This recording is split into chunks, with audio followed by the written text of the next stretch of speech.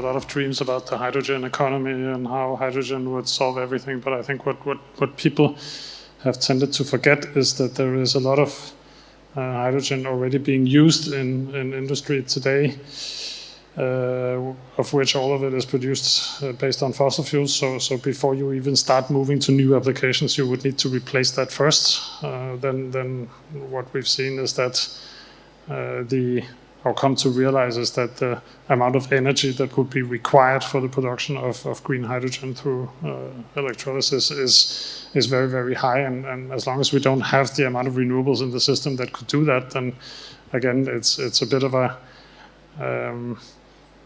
inoptimal allocation, I think, of that renewable energy that we are bringing online.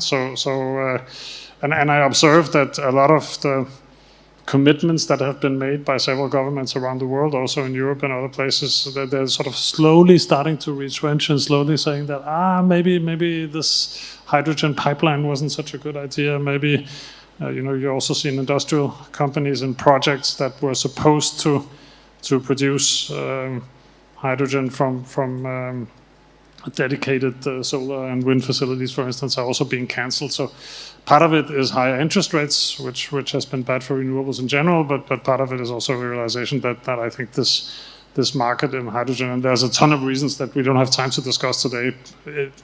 Did you know that hydrogen is a greenhouse gas, actually, also? I mean, that's not something that people have really considered.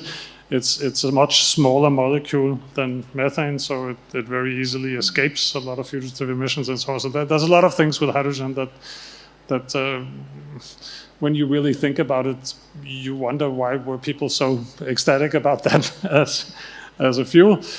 And then coming to gas, natural gas, which of course is methane.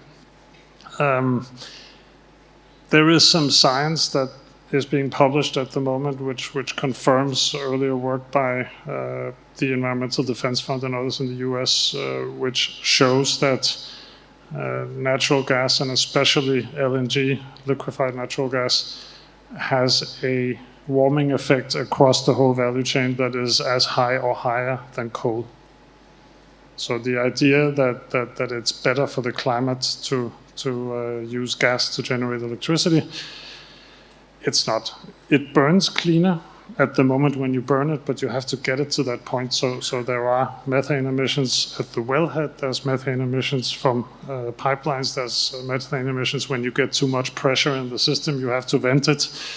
The whole LNG process, the ships, everything. So I think that's a realization that, just like the one on hydrogen, is not fully come through yet. So you will hear people talking about this just like with the hydrogen. Then there will be other people at the other end of the room who still haven't gotten there and who will still say, yeah, but it's a transition fuel and so on. But I think that will sink in over the coming months and years. And what worries me a little bit, we talked about Asia and renewables before, is that some Asian countries, and Japan is one of them, have entered into some very long-term contracts on LNG deliveries, a little bit out of panic, I think, following the invasion of Ukraine by Russia.